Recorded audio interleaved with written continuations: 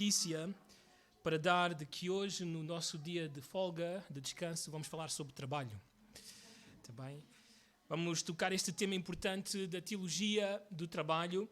Queremos, neste domingo, no próximo domingo, também considerando um pouco o descanso, no próximo domingo, queremos focar-nos nestes temas para que, como igreja, possamos andar em conformidade àquilo que Deus tem revelado, tem dito sobre estas áreas da nossa vida.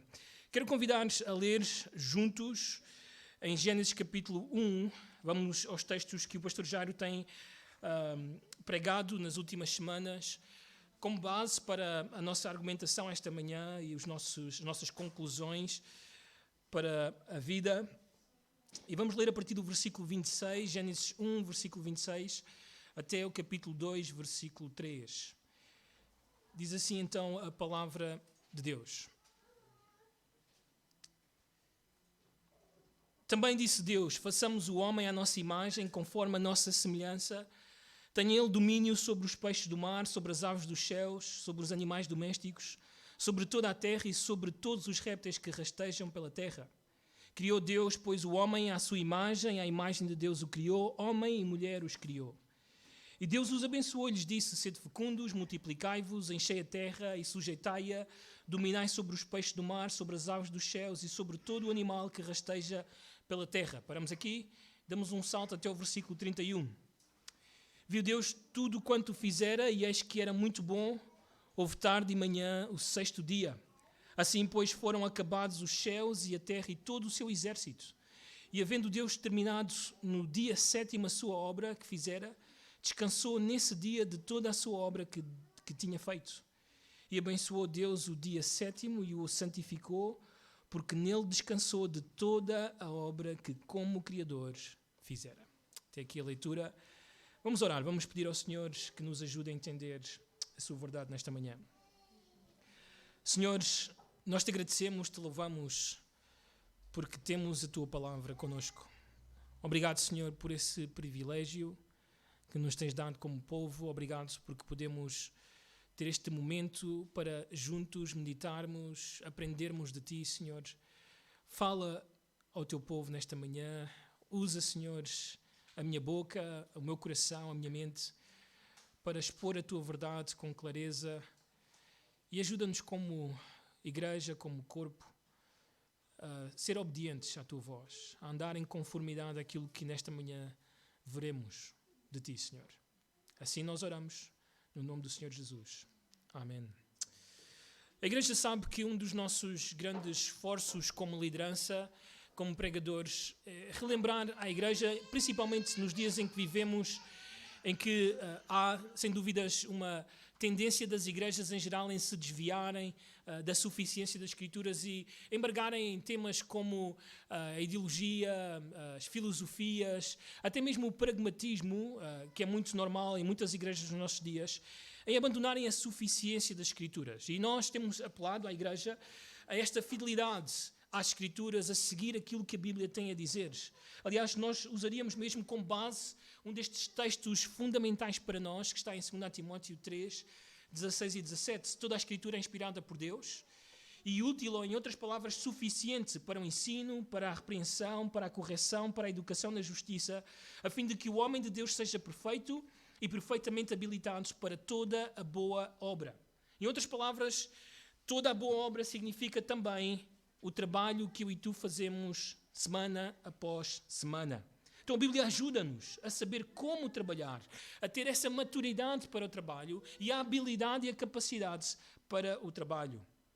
Aliás, Thomas Watson, puritano do século XIX, ao meditar sobre este texto, ele disse o seguinte: a Bíblia é uma mina de diamantes, um colar de pérolas, a espada do Espírito, um mapa pelo qual o cristão navega para a eternidade, o roteiro pelo qual anda todos os dias, o relógio pelo qual acerta a sua vida, a balança com a qual pesa as suas ações. Então a Bíblia serve, é útil para o cristão, para saber como fazer o seu trabalho. Não é exceção o tema da teologia do trabalho. Nós vamos às Escrituras e lá nós tiramos a definição de trabalho, o que Deus tem dito sobre o trabalho, a sua vontade para o trabalho, os seus propósitos para o trabalho, a motivação para o trabalho. Encontramos todas essas coisas nas Escrituras. Afirmamos como salmista: lâmpada para os meus pés é a tua palavra e luz para os meus caminhos. A Bíblia é luz para o nosso trabalho, para como trabalhar, como dar glória a Deus no trabalho. Calvino disse o seguinte: a não ser que a palavra de Deus ilumine o caminho, toda a vida dos homens estará envolta em trevas e nevoeiro, de forma que eles inevitavelmente irão perder-se. Ou seja, se as Escrituras não são o fundamento para o trabalho, a forma como trabalhamos certamente será escura, perdida, sem uma razão bíblica. Então temos que estudar as Escrituras como bons bereanos para não darmos às escuras de como devemos olhar para o trabalho, de como devemos trabalhar e como podemos dar glória a Deus no nosso trabalho. Por isso, nesta manhã, o convite aos irmãos é a ver o trabalho segundo o Criador. O trabalho segundo o Criador. Então vamos rapidamente ao nosso primeiro ponto. Então, o trabalho segundo o Criador é parte da sua natureza. O trabalho segundo o Criador é parte da sua natureza. Ali está repetido também. Parte da sua natureza. Gênesis 1, 31, vamos voltar a este texto que lemos. Diz o seguinte: viu Deus tudo quanto fizera, e eis que era muito bom. Houve tarde e manhã o sexto dia. Capítulo 2, assim, pois, foram acabados os céus e a terra e todo o seu exército. E havendo Deus terminado no dia sétimo a sua obra que fizera, descansou nesse dia de toda a sua obra, ou todo o seu trabalho que tinha feito. Não é? Nós, na semana passada, estabelecemos, por meio do pastor Jairo, de que este descanso do Senhor não era porque o Senhor precisou deitar-se um pouco, de ganhar assim um folgo ou um refrigério para voltar a trabalhar no dia seguinte. Não, não é o caso de Deus. Sabemos que o que acontece aqui é que Deus cessou de criar, parou de criar, terminou tudo aquilo que havia para ser feito em relação à sua criação. Ele cessou, já está feito. Assim Deus trabalhou. Aliás, nós podíamos argumentar pelo capítulo 1 que Deus é trabalhador. Deus trabalhou. Assim, Ele começou a criação e aquilo que nós vemos dele é que Ele trabalha. Aliás, deixem-me expandir um pouco mais este argumento. Vamos até o capítulo 1, versículo 2. E no versículo 2 nós temos isto acerca do Espírito de Deus. Isto para fazer-nos pensar sobre toda a divindade, a Trindade em si. Diz: a terra, porém, estava sem forma e vazia, havia trevas sobre a face do abismo, e o Espírito de Deus pairava por sobre, melhor dito, as águas. Esta expressão pairava, às vezes dá a sensação a muitos de que o Espírito de Deus estava a passear sobre a criação de Deus, ou sobre aquilo que ainda era o início dessa criação. Não. No livro de Gênesis, esta expressão pairar é usada, por exemplo, para a águia, quando ela paira sobre o seu ninho, não para passear sobre o seu ninho, mas para proteger o seu ninho, para preservar o seu ninho, as suas crias. Então o que está a acontecer aqui com o Espírito é que ele, nesta criação de Deus, ele está a preservar aquilo que Deus está prestes a criar. Todos os elementos, todas as coisas que fazem parte dessa criação inicial. Aliás, isto fica mais claro para nós no Salmo 104. Vamos até lá, Salmo 104, versículo 30. Salmo 104.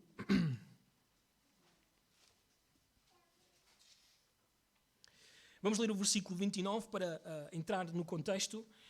Diz assim o salmista acerca de Deus: se ocultas o rosto, eles se perturbam. E aqui eles se refere aos animais e ao homem, à sua criação. Se lhes cortas a respiração, notem bem, isto é importante. Quem tira a vida? Quem leva a vida dos homens e a vida dos animais? É o soberano Deus. Se lhes cortas a respiração, morrem e voltam ao seu pó. Envias o teu espírito, eles são criados, e assim renovas a face da terra. Isto é muito importante nos nossos dias. Nós não vamos salvar o nosso planeta através de um novo sistema climático que nós, homens, temos que criar. O planeta vai continuar porque o Espírito de Deus renova o planeta, dia após dia, trazendo vida, porque essa é a sua função para com o planeta, preservação. Ele paira sobre a criação e ele preserva essa criação. Então nós vemos Deus a criar, o Espírito Santo de Deus a preservar essa criação, mas não somente o Espírito de Deus, notem acerca do Filho. Vamos até João capítulo 1. João capítulo 1.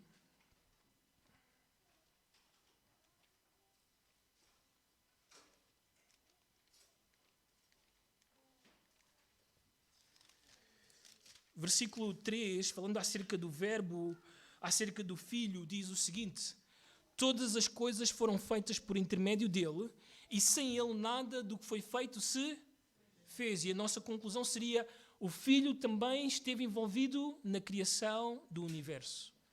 Notem ainda Colossenses capítulo 1. Colossenses capítulo 1.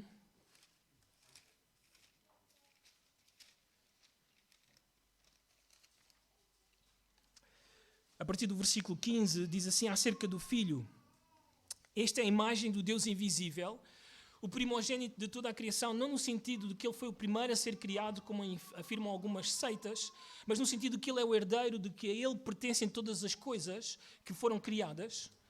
Pois nele foram criadas, versículo 16, todas as coisas, nos céus e sobre a terra, as visíveis e as invisíveis, sejam tronos, sejam soberanias, quer principados, quer potestades, tudo foi criado por meio dele e para ele.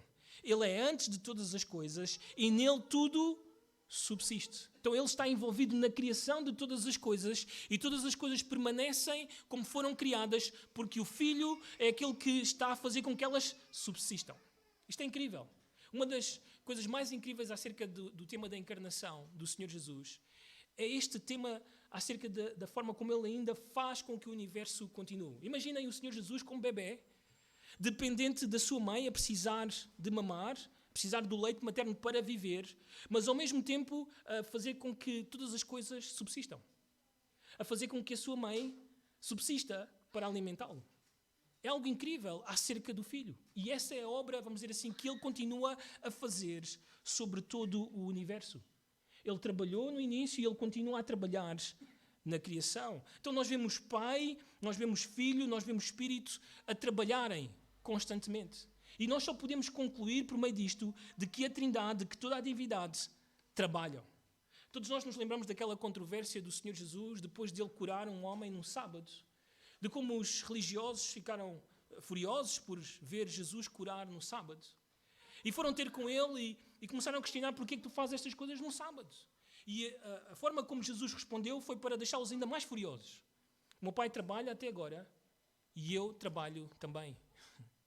E eles queriam matá-lo por isso, mas nós vemos que isto acontece no sábado, no dia de descanso, e o filho a afirmar: eu continuo a trabalhar, porque o pai continua a trabalhar. O próprio Senhor disse isso: a minha comida consiste em fazer a vontade daquele que me enviou e realizar a sua obra. Nós sabemos acerca do Espírito que ele hoje continua a convencer os perdidos do pecado, da justiça e do juízo. Que ele é aquele que ilumina os crentes cada dia para entenderem a sua palavra. É o consolador da igreja. Então toda a Trindade está neste preciso momento a trabalhar. Não cessaram de trabalhar. E a nossa conclusão óbvia é que eles são trabalhadores. Agora, claro, a questão a ser feita é: porquê que, Mário, estás a dizer estas coisas? Porquê que é necessário dizer que Deus é trabalhador? Bem, notem este texto comigo. Vamos até Efésios, capítulo 5. Efésios, capítulo 5. Versículo 1. Diz assim o texto: sede depois imitadores de quem? Novamente, sede depois imitadores de quem? De Deus. Então isto significa que se Deus é trabalhador, aqueles que somos seus filhos devemos ser trabalhadores. Em outras palavras, quando, por exemplo, Pedro diz sede santos porque Deus é santo, nós podemos também dizer sede trabalhadores porque Deus é trabalhador. Porque é parte da sua natureza, de quem Ele é trabalhador, e porque Ele é trabalhador, devemos trabalhar. Essa é a nossa motivação e a razão pela qual nós trabalhamos. Nós não trabalhamos por causa de uma realização pessoal. Nós não trabalhamos porque simplesmente isso vai nos fazer felizes. Nós não trabalhamos por causa de um salário que temos que obter ou para sobreviver neste planeta. Nós trabalhamos essencialmente porque Deus é trabalhador. É parte da sua natureza. É por isso que a Bíblia ataca tanto a preguiça. É por isso que a Bíblia é contra o preguiçoso. Porque o preguiçoso atenta ou ataca a natureza de Deus, o caráter de Deus, porque Deus é trabalhador. É por isso que a forma como trabalhamos é importante. Porque se trabalhamos incorretamente, atacamos a natureza, o caráter de Deus, porque Deus é trabalhador. Não somente isso. Se o trabalho é algo que brota da natureza de Deus, então o trabalho é uma coisa boa. Vou voltar a repetir. Se o trabalho é uma coisa que brota de Deus, então o trabalho é uma coisa boa. Nós não devemos pensar que o trabalho surgiu porque Adão e Eva caíram e não podemos chegar ao céu e dizer: Adão e Eva, por causa de vocês, andei no duro. Não podemos dizer isso, porque o trabalho não surgiu da queda. O trabalho surgiu do próprio Deus. Deus deu o trabalho, porque Ele é trabalhador. E porque Ele é trabalhador, então o trabalho será bom, santo, puro e justo. Então, por isso, não há legitimidade, e aqui entramos nas coisas mais práticas, para o cristão dizer: eu quero chegar à reforma para descansar de trabalhar. Porque se o trabalho é bom, então eu e tu queremos continuar a trabalhar, porque o Pai trabalha até agora. O crente não deve almejar a reforma como se fosse aquele momento das férias até à morte. Não. Na Bíblia, eu e tu somos chamados a trabalhar até à morte. Isto é importante. Também não há legitimidade para dizer que o trabalho é mau, porque ele é bom, ele vem do nosso Deus. Eu e tu devemos trabalhar, porque o trabalho é natureza de Deus. Também está em Deus. Então o nosso primeiro ponto é este. A teologia do trabalho, segundo o Criador, é que o trabalho é parte da sua natureza. Em segundo lugar, rapidamente, argumentamos que o trabalho, segundo o Criador, é ordenado e definido por Ele. É ordenado e definido por Ele. Voltamos até Gênesis, capítulo 1. Gênesis, capítulo 1, versículo 26 até o versículo 28, diz assim: Também disse Deus: façamos o homem à nossa imagem, conforme a nossa semelhança.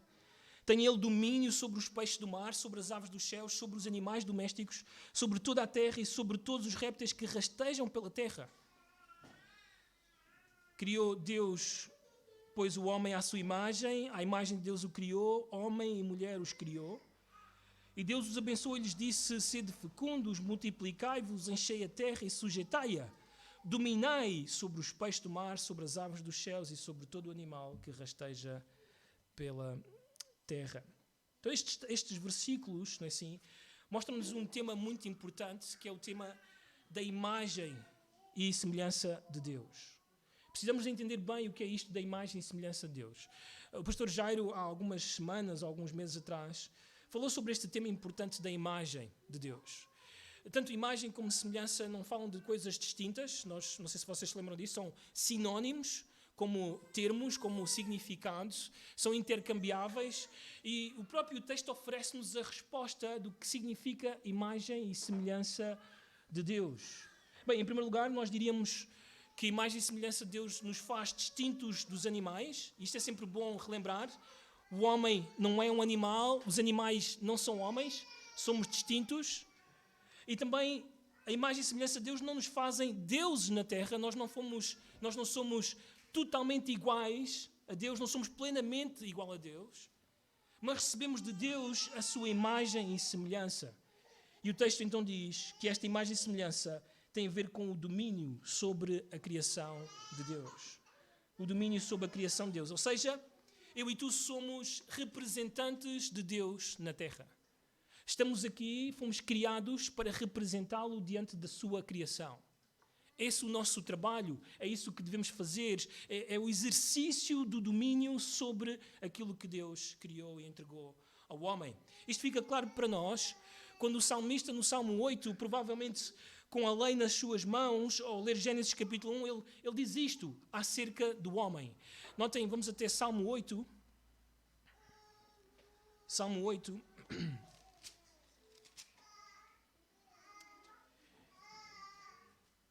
E vamos ler a partir do versículo 3. quando diz: quando contemplo os teus céus, obra dos teus dedos, e a lua e as estrelas que estabeleceste, que é o homem que dele te lembres? E o filho do homem que o visites?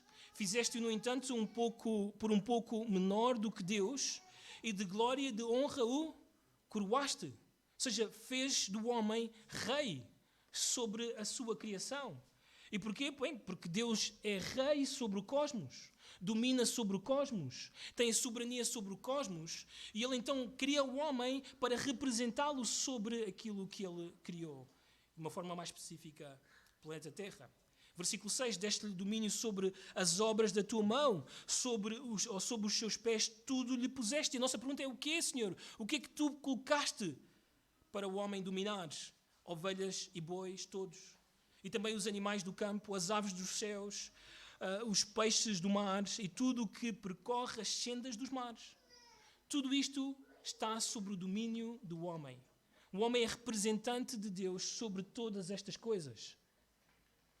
Então, trabalhar, se nós tivéssemos que definir, trabalhar é aquilo que eu e tu fazemos com o exercício desse domínio. Aquilo que nós fazemos com a criação de Deus. É isso que significa, ou a definição de trabalho de uma forma mais geral. Também nós entendemos a imagem e semelhança de Deus como refletir a glória de Deus, ou seja, os atributos que Deus comunicou ao homem e principalmente no exercício desse domínio. Quando eu e tu exercemos esse domínio, mostramos quem Deus é, porque Ele comunicou os seus atributos, a sua glória ao homem. Bem, temos que pensar um pouco sobre este domínio. O que é que isso foi exatamente? Então voltamos até Gênesis capítulo 1 e também o capítulo 2, para fazer essa análise. É interessante. O versículo 2 de Gênesis 1 diz-nos que a terra estava sem forma e vazia. Então, nos primeiros 3 dias da criação, Deus, que governa sobre o cosmos, que governa sobre a criação, Ele irá dar ordem a essa criação. Então, nos primeiros 3 dias temos estas separações, que é colocar ordem àquilo que estava em caos, àquilo que estava em desordem.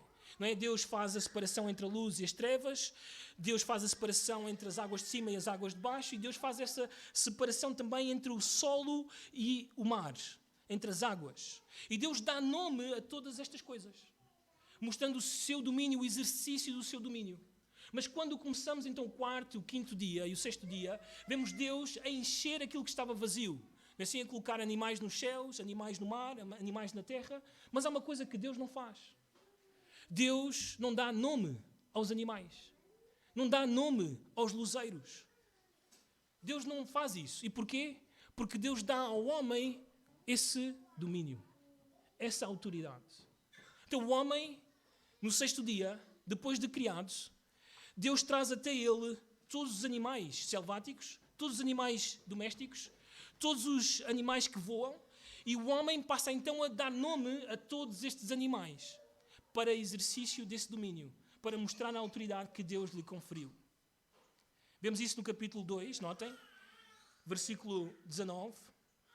Havendo, pois, o Senhor Deus formado da terra todos os animais do campo e todas as aves dos céus, trouxe-os ao homem para ver como este lhe chamaria, e o nome que o homem desse a todos os seres viventes, esse seria o nome deles. Então o homem passa a dar este nome também aos animais. Então o trabalho é, por definição, este exercício de domínio. O que fazemos com a criação de Deus. O homem está a exercer, então, este domínio. Mas não somente isso. Nós percebemos, pelo texto inicialmente lido, Gênesis 1, 26 e 28 também, que trabalhar é uma ordem. É uma ordem divina. Trabalhar não é uma escolha que eu faço na segunda-feira. Hoje talvez vou ou não vou. Não. Segundo as Escrituras, trabalhar é uma ordem divina. Nós nos lembramos, por exemplo, não temos o tempo para ler, mas em Êxodo capítulo 20, versículo 9, quando Deus está a dar a lei, os 10 mandamentos ao povo, Deus diz a Israel, 6 dias, o quê? Trabalharás. Deus não diz a Israel, se vocês quiserem trabalhar 6 dias, era muito bom. Não, Deus diz, 6 dias trabalharás. Na repetição à lei, à nova geração que vai entrar na terra prometida, em Deuteronômio capítulo 5, Deus volta a dizer exatamente o mesmo.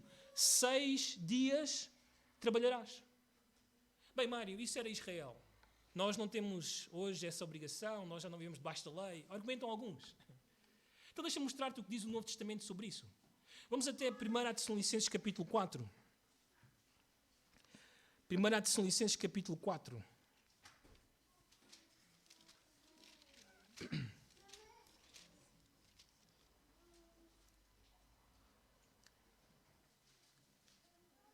Diz assim, versículo 10. Na verdade, estás praticando isso mesmo para com todos os irmãos em toda a Macedónia. Contudo, vos exortamos, irmãos, a progredirdes cada vez mais e a diligenciar-vos por viver tranquilamente, cuidar do que é vosso. E notem o que é que diz a seguir. E quê? Trabalhares com as próprias mãos. Como vos Foi uma ordem. Não foi um convite. Não foi isso que vocês quiserem. Não. Vocês têm que trabalhar. É vosso dever trabalhar. Notem em 2 Tessalonicenses, capítulo 3, versículo 11 e versículo 12.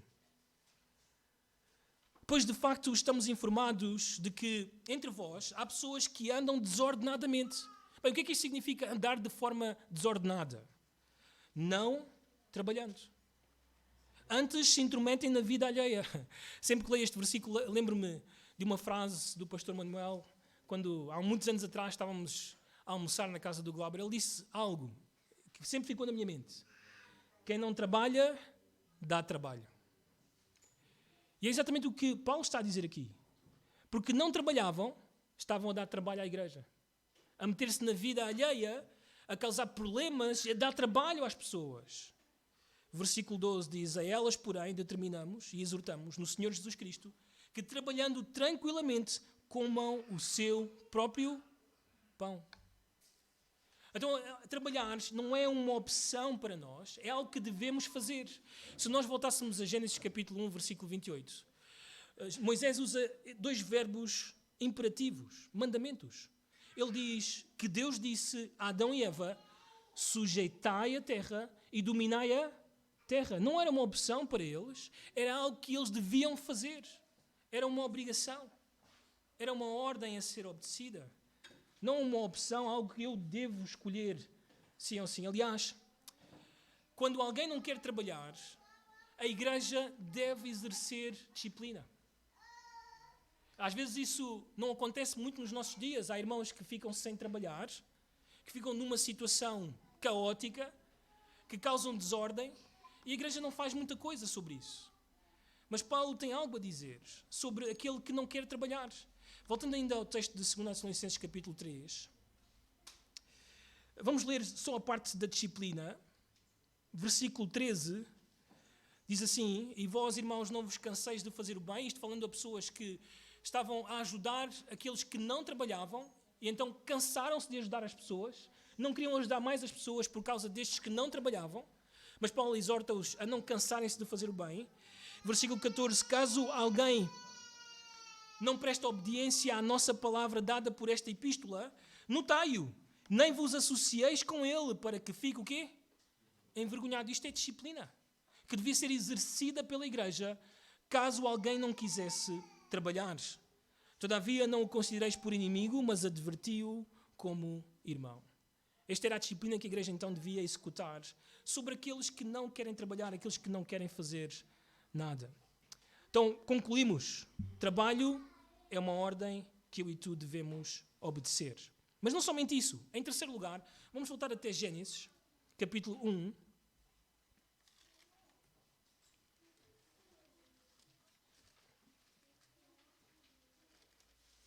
Versículo 28 diz o seguinte, e Deus os abençoou. Ou seja, como é que Deus abençoou o homem e a mulher? O que é que Deus fez para ser uma bênção?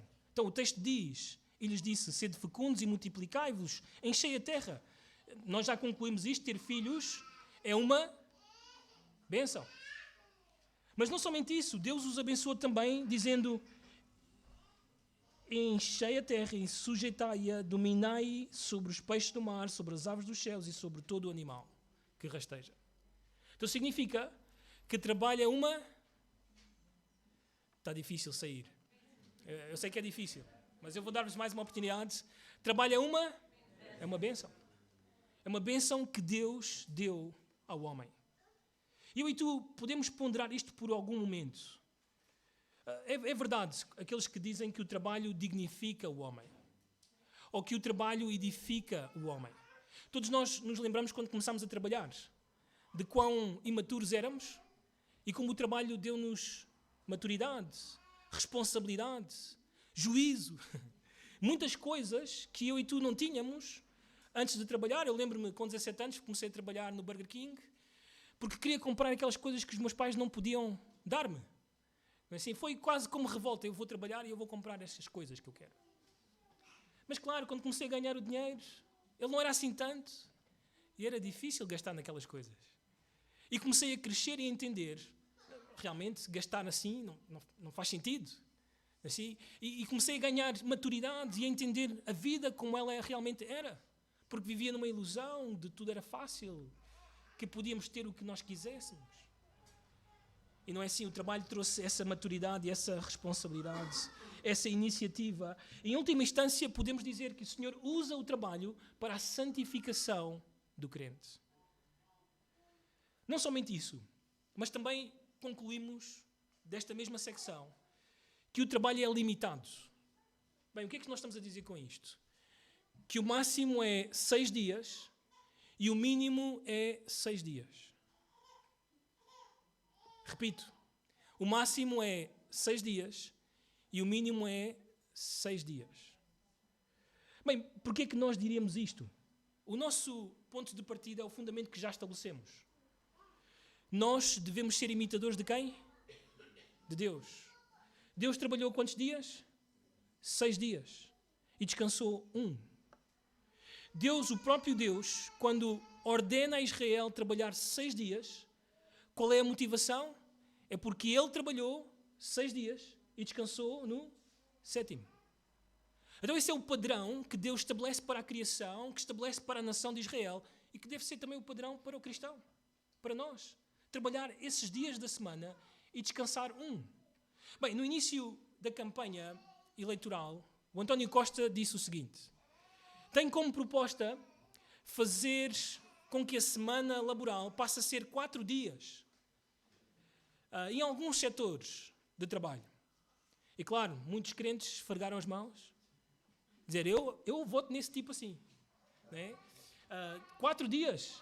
E alguns até têm algumas razões espirituais. Não, Mário. Assim tenho mais tempo para a minha família. Assim até tenho mais tempo para a igreja, para servir o Senhor.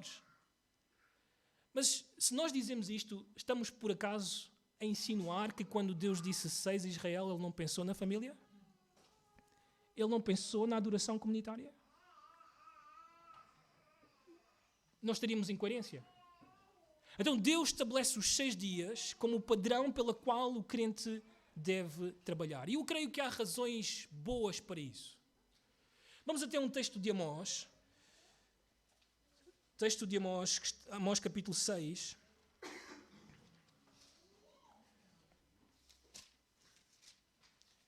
Amós capítulo 6, está bem? Está entre Gênesis e Apocalipse. Diz assim o versículo 3, está bem? De Amós capítulo 6.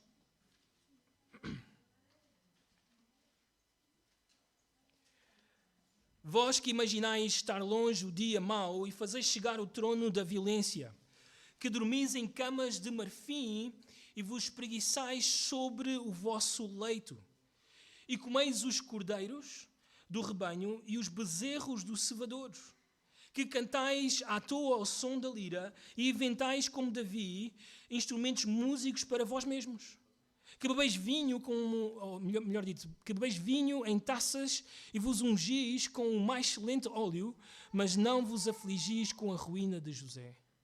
Portanto, agora ireis em cativeiro entre os primeiros que forem levados cativos e cessarão as pandegas dos espreguiçadores.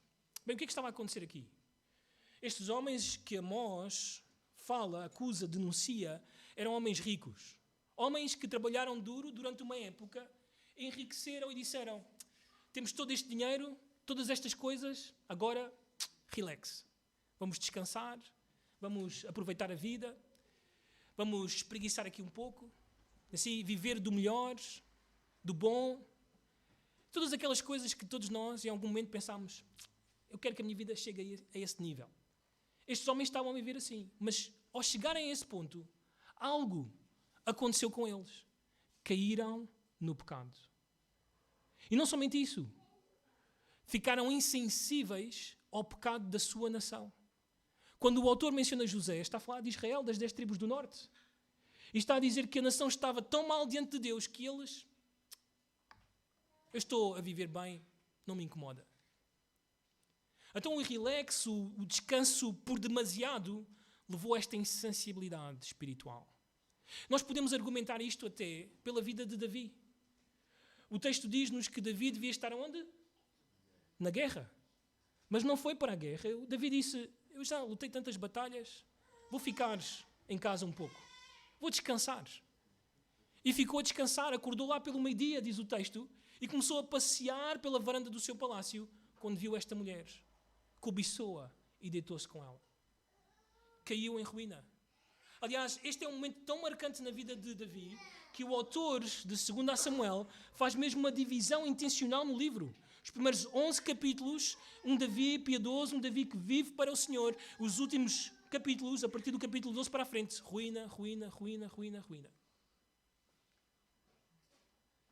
Tudo porque ele quis descansar. Aliás, até vou mais longe.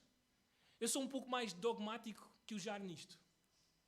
Para mim, a queda no jardim deu-se no dia de descanso. No 7º dia. Se olhamos para a narrativa de Gênesis, aquilo que eu e tu esperávamos é que depois de ouvir que o primeiro dia foi bom, o segundo dia foi bom, o terceiro dia foi bom, o quarto dia foi bom, o quinto dia foi bom, o sexto dia foi muito bom, eu esperava que no 7º dia fosse... Mas não há avaliação no 7º dia. Não foi bom esse dia.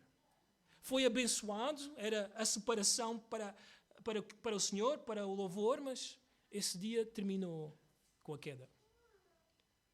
Com a ruína do homem. Foi quando ele parou.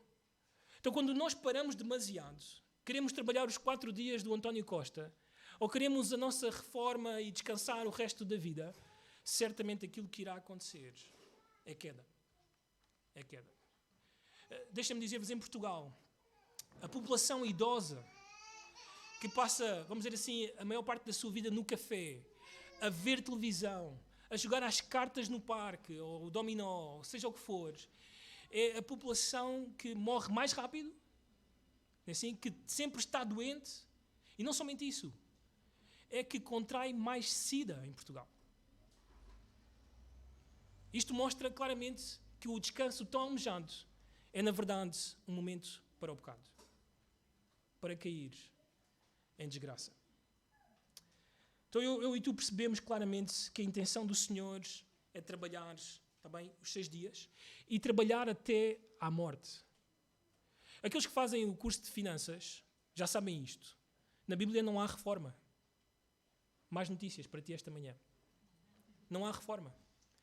Há um caso nas Escrituras, em Números, capítulo 8, dos levitas que trabalhavam no templo, que quando chegavam à idade dos 50 anos, cessavam o serviço, mas não a atividade.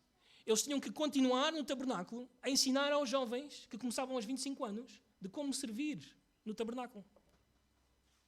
Quando nós chegamos ao Novo Testamento, nós vemos as mulheres idosas a serem chamadas a ensinar as mais novas, a serem boas donas de casa, a cuidarem dos seus filhos, a amarem os seus maridos. Continuam ativas. Nas Escrituras não há reforma. Eu e tu podemos até cessar aos 66 anos e 6 meses, que é aquilo que o governo estabelece, cessar um trabalho, algo que estávamos a fazer especificamente, mas eu e tu somos chamados a continuar a trabalhar, a fazer algo, a ser ativos. Eu e minha esposa já temos um plano. Quando terminares, talvez o meu tempo aqui, não sei, eu e ela queremos ir para um acampamento e ajudar no acampamento. Trabalhar, servir, cortar relva, ajudar no que for preciso, ser úteis.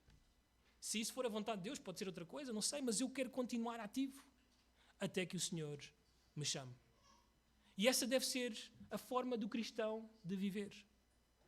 Mas infelizmente nos nossos dias, o cristão almeja tanta reforma e quando chega à reforma, a igreja nunca mais os vê. Talvez na Páscoa, no Natal, porque estão a viajar, estão a ir para lá e para cá, não param, não servem o Senhor, não estão ativos no trabalho, como Deus assim quer. Então, o trabalho, segundo o Criador, é parte da sua natureza, é ordenado e definido por Ele. E vamos a mais um ponto, tá bem? E na próxima semana vamos continuar a falar sobre isto. Em terceiro lugar, o trabalho, segundo o Criador, é cheio de propósitos. É cheio de propósitos. Voltamos outra vez a Gênesis capítulo 1.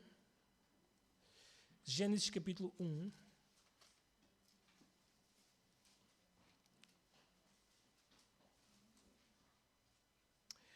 Versículo 26 diz o seguinte, novamente também disse Deus, façamos o homem à nossa imagem, conforme a nossa semelhança. Tenha ele domínio sobre os peixes do mar, sobre as aves dos céus, sobre os animais domésticos, sobre toda a terra e sobre todos os répteis que rastejam pela terra.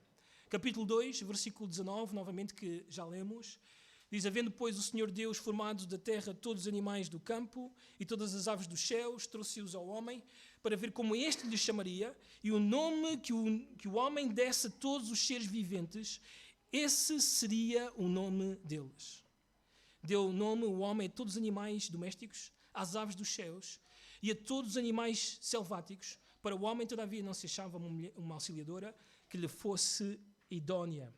Até aqui a leitura da palavra de Deus. A imagem e semelhança de Deus não só significa que o homem é representante de Deus, não só significa que o homem é chamado a refletir a glória de Deus, mas também que o homem é um ser social.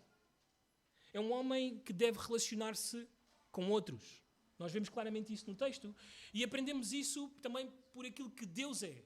Deus é um Deus que existe ou subsiste em três pessoas eternas, que sempre estiveram unidas, que sempre se amaram, que sempre se relacionaram.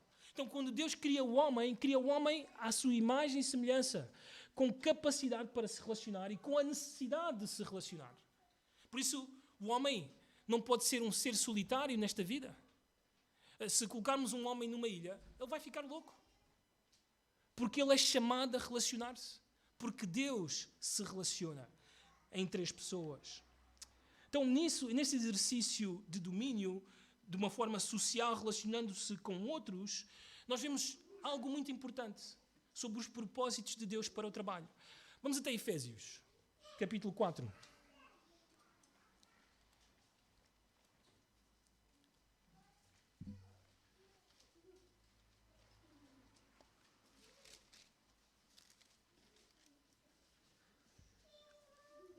Diz assim o versículo 28.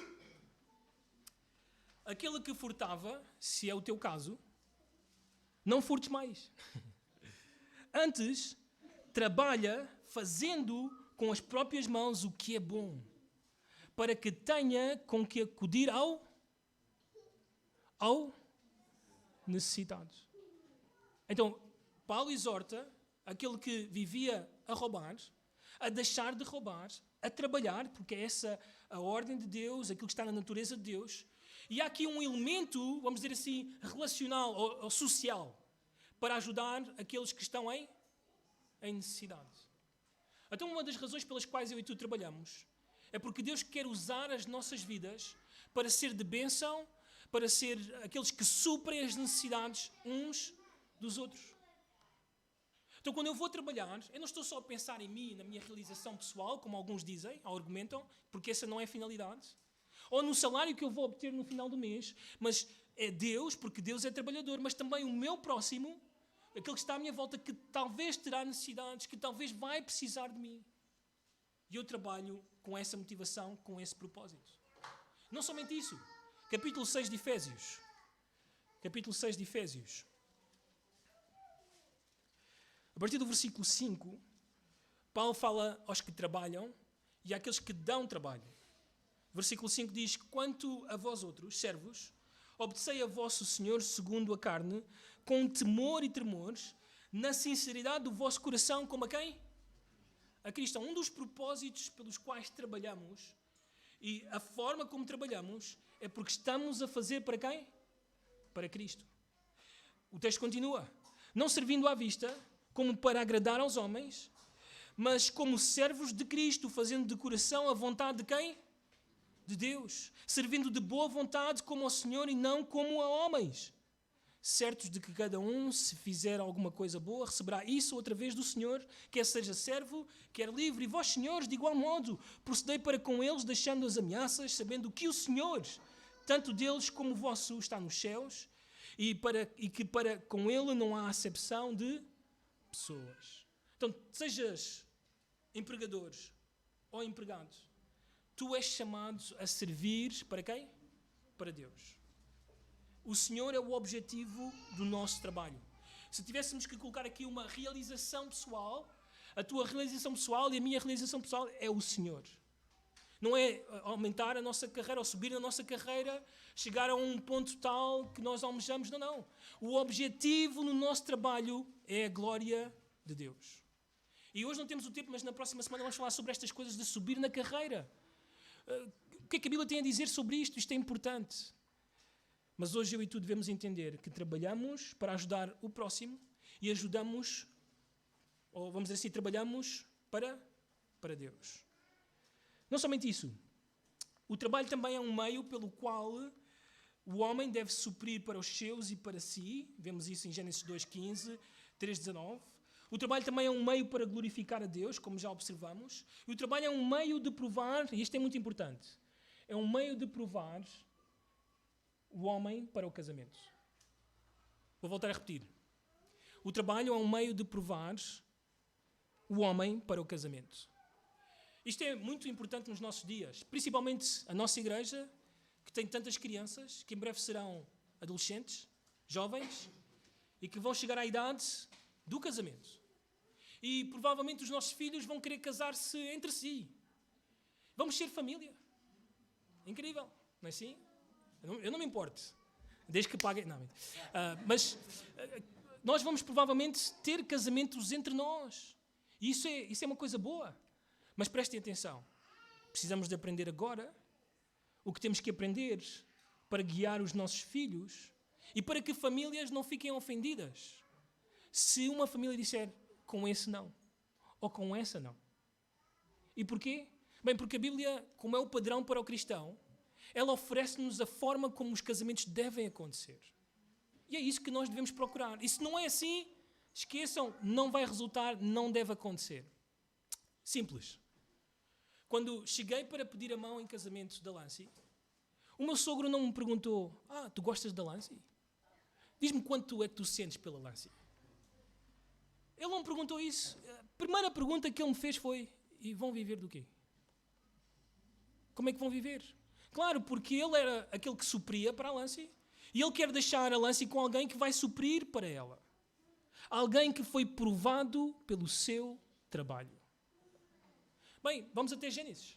Porque esse é o padrão que Deus estabeleceu para a criação. Quando Deus cria o homem, coloca o homem no jardim e dá a ordem ao homem de cultivar, arar ou também guardar, proteger o jardim. Então o homem começa a trabalhar, Deus traz os animais ao homem e o homem começa a dar nomes aos animais. Eu não sei se já pensaste nisto.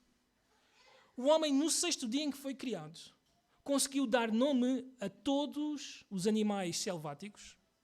Isto inclui a serpente, que ele depois irá ouvir falar. Isto é importante. Animais domésticos e também as aves do céu. Só faltou os peixes. Mas Deus trouxe-lhes estes animais para que ele classificasse estes animais. Isso é incrível. Nós falaremos disto quando falarmos sobre a atitude no trabalho. Isto é importante. Mas quando o homem faz isto, ele é provado por Deus de que ele pode ter a ajuda idónea. Ele é responsável, ele é maduro, ele cumpre o seu trabalho, ele é obediente a Deus. Então, Deus dá-lhe esta mulher.